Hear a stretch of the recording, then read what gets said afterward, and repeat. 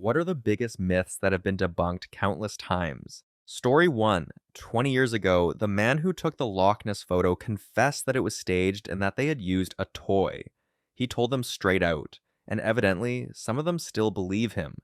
The original Bigfoot sighting filmmaker passed away around 10 years ago. He fabricated the entire thing as a practical joke, but he was too embarrassed to reveal it when everyone became so delighted, according to his family. They went so far as to display the plaster shoes he wore, which resembled enormous feet, in order to create artificial footprints. Bigfoot is still believed in by some. Story 2.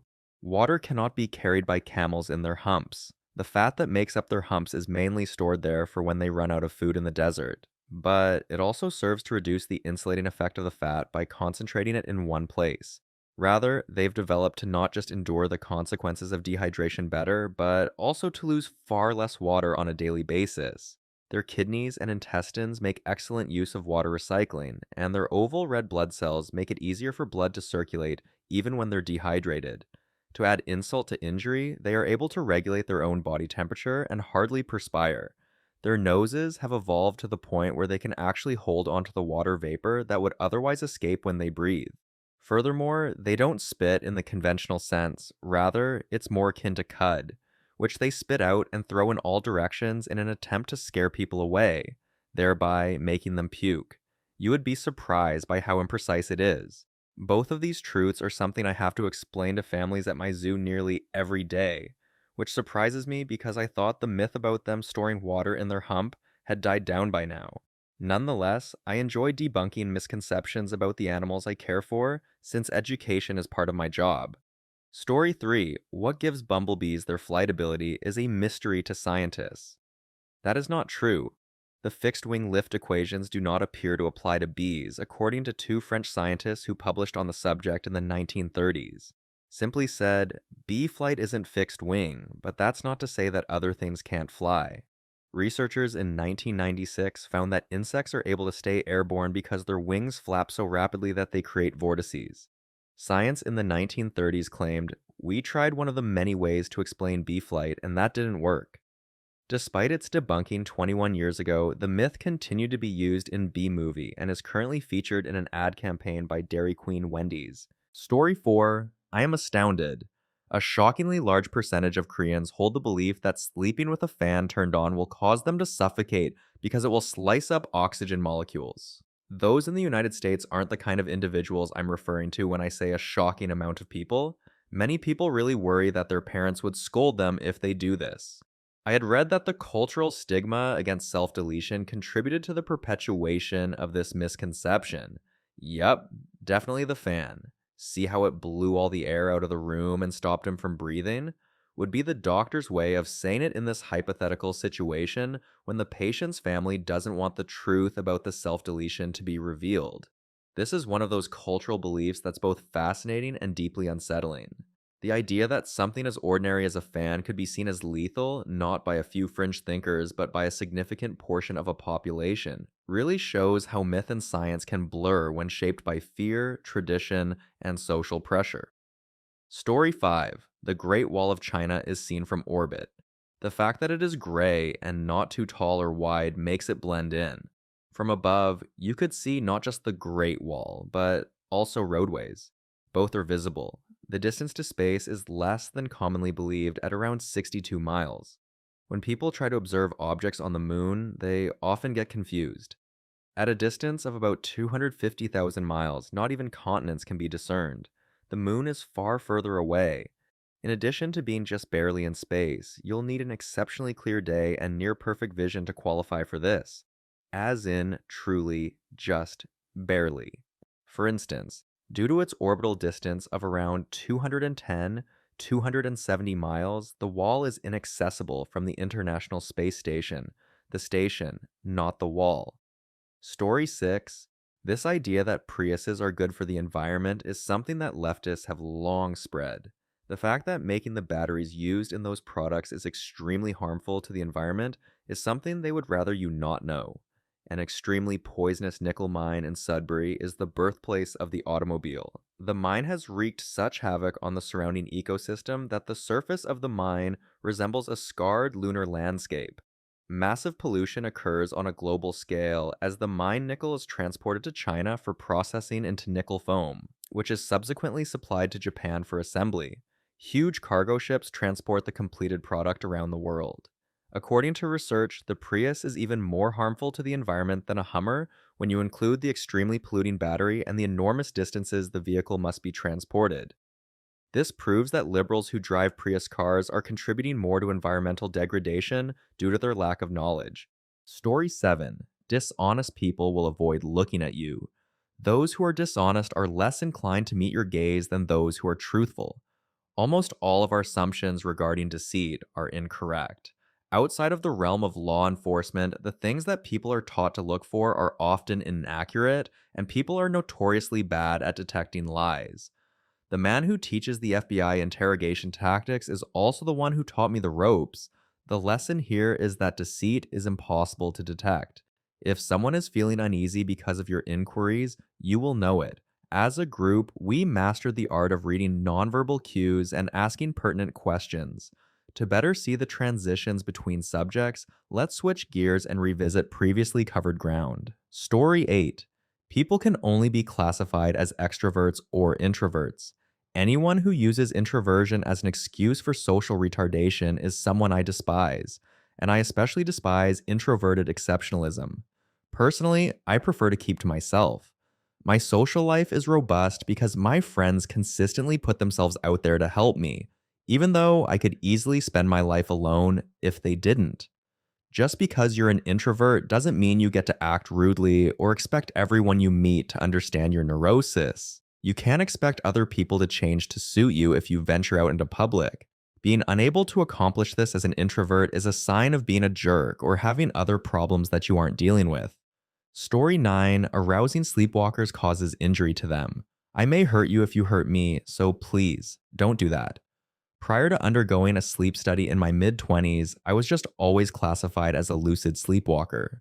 My severe case of apnea was the real deal. I was actually hallucinating from lack of oxygen, not a dream.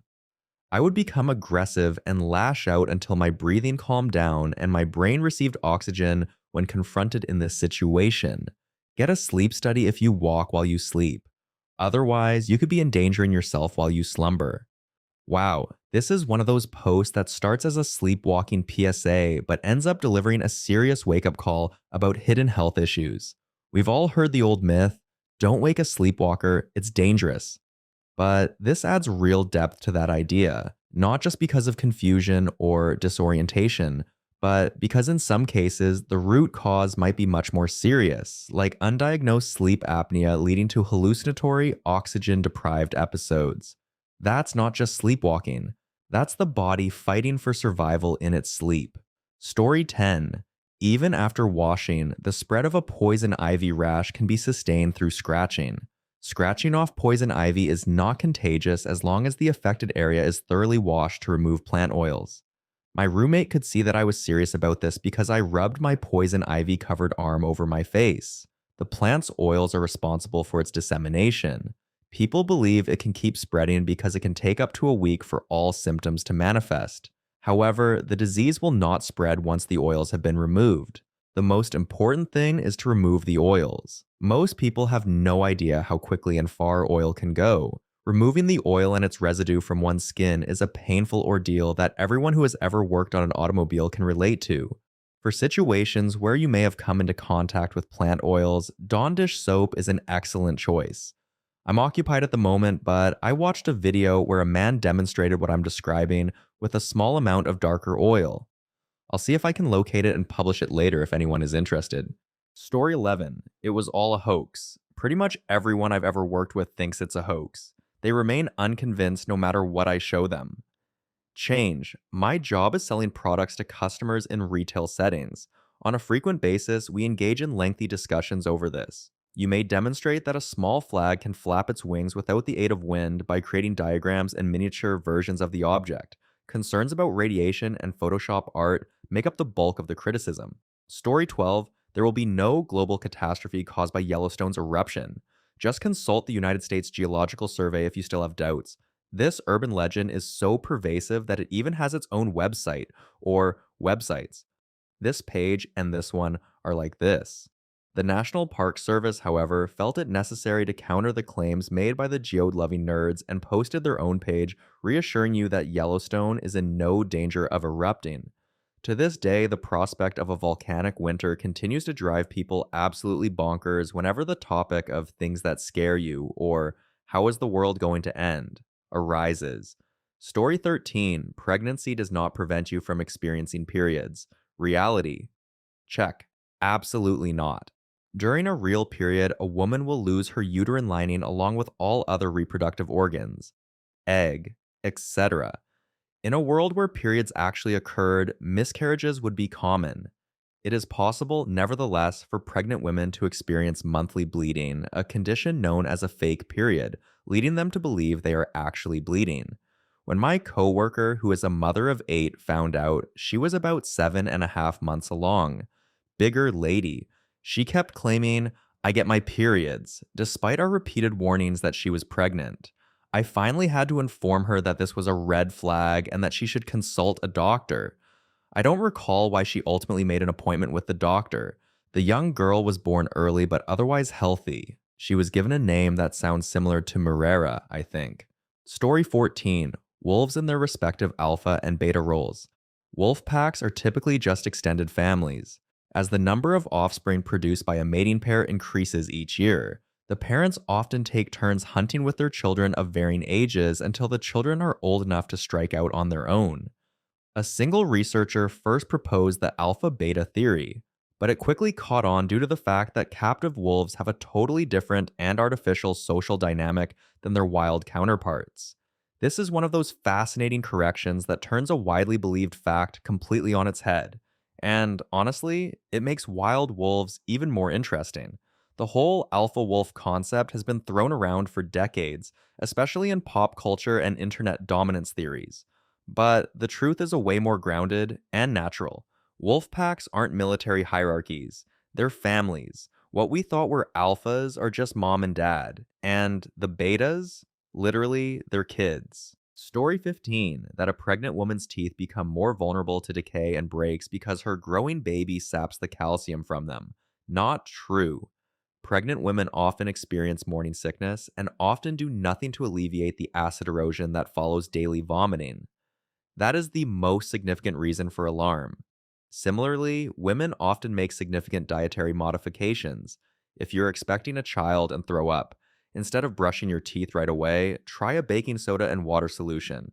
For acid neutralization, swish. It often takes 30 minutes after acid is introduced for acid erosion to begin to take effect, not immediately after you finish vomiting. Remember that as you consume your sugary beverages as well. Original source: Certified Dental Hygienist. Story 16: Carrots are good for your eyes. It is fascinating to learn about the background of this myth. In World War II, Britain's Air Ministry spread the word that a diet of these vegetables helped pilots see Nazi bombers attacking at night. That was a lie intended to cover the real matter of what was underpinning the Royal Air Force's successes: Airborne Interception Radar, also known as AI. The secret new system pinpointed some enemy bombers before they reached the English Channel. British intelligence didn't want the Germans to find out about the superior new technology helping protect the nation, so they created a rumor to afford a somewhat plausible sounding explanation for the sudden increase in bombers being shot down.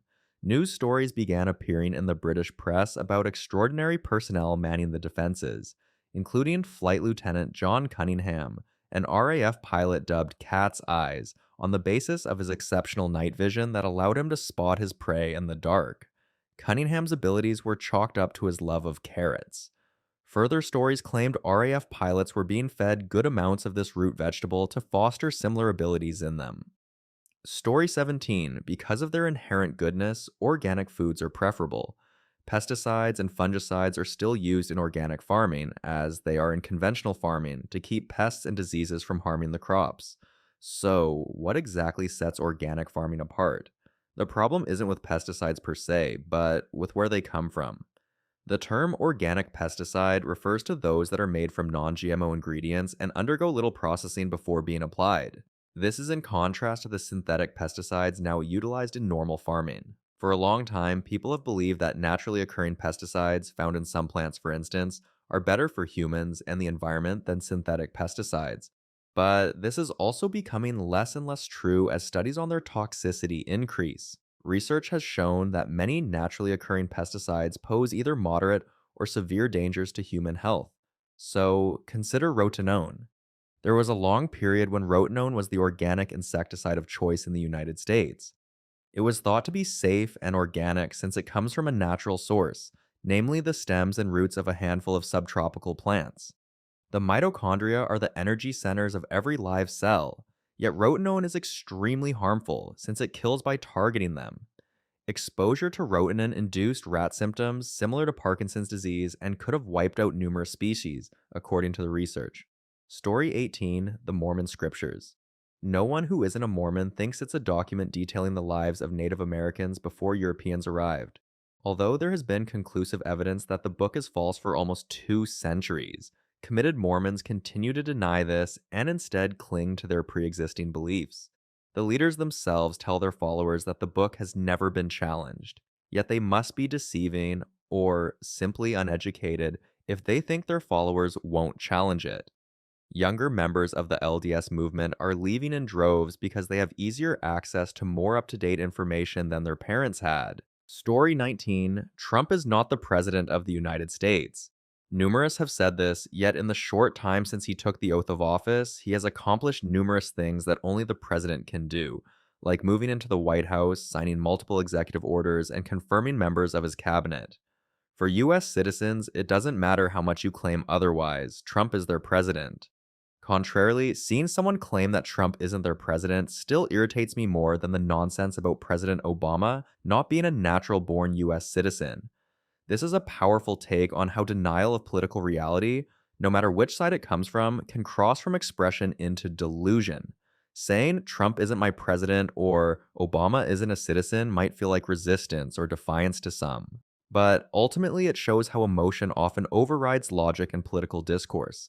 As you pointed out, the presidency is not a belief system, it's a legal and institutional fact. Executive orders, cabinet appointments, residence in the White House, these aren't symbolic gestures. They're constitutional powers that only one person at a time wields. Story 20: There is no scientifically reasonable way for homeopathy to treat any illness other than a possible placebo effect. It was developed before the germ theory of disease. It contains almost no active ingredient, often just water, and it was invented before the germ theory of disease. Over the course of a century, numerous well-designed research and Cochrane reviews have provided conclusive evidence of this. Story 21. The number of times it has been disproven is unclear to me, but I am certain that it has happened. Still, salt. Seasoning your food with salt, like all chefs do, just the right amount, won't have any negative impact on your heart health. People who claim they don't season their food with salt make me think they're stupid and that whatever you gave me will taste terrible. Just a little, or a lot depending on the dish, of this flavor enhancer will elevate any dish you cook. Excuse my tardiness, but could you kindly? Story 22. Dominance theory was developed by Rudolf Schenkel. An alpha and an omega are the basic building blocks of a pack in several animals, most notably dogs, according to this notion. People continue to rely on this hypothesis to rationalize inhumane dog training methods and animal cruelty, despite multiple disproving experiments. Packs of dogs are formed via the bonds of blood relationships. In order to assert your dominance by turning your dog the other way, you aren't establishing your authority as an alpha. Rather, you are teaching your dog to distrust you. Story 23. Sweets for Halloween. For example, the long-held belief that our neighbors are secretly doping the candies they give out with insta-kid-killing juice has persisted for decades. Oklahoma continues to host annual safe trick-or-treat events. That is fantastic. Prevents children from being struck by careless motorists. The true Halloween threat.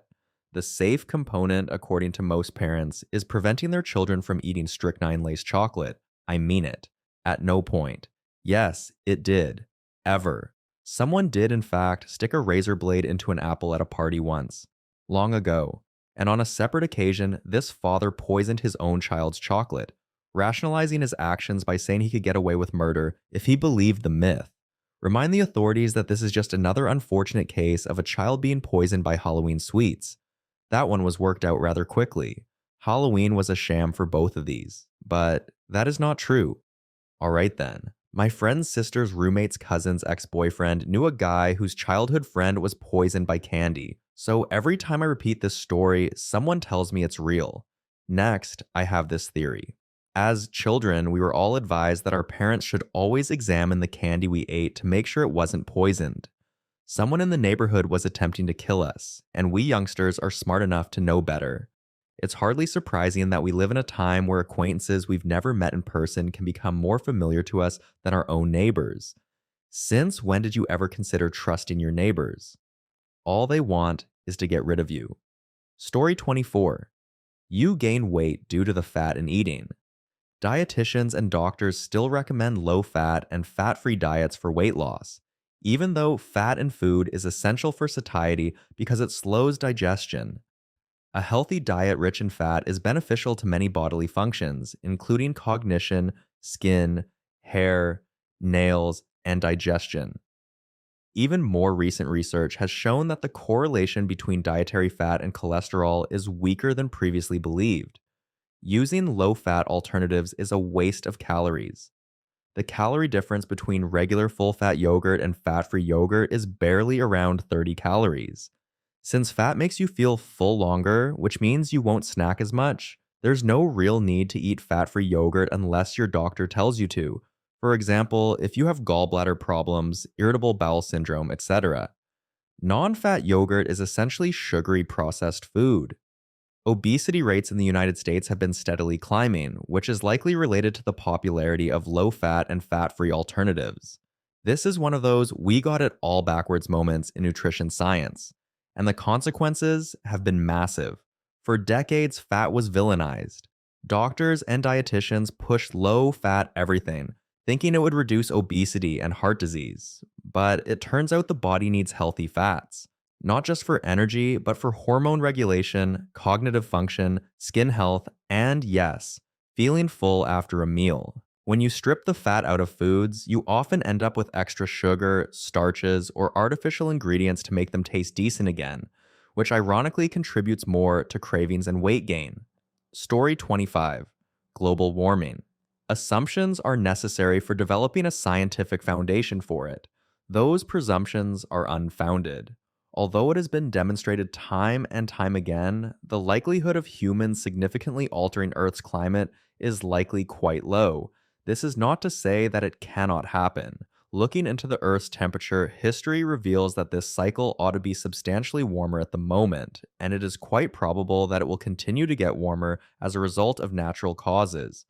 Although there is no way to know for sure, people treat it as if it were a scientific truth without ever seeing the evidence for or against it.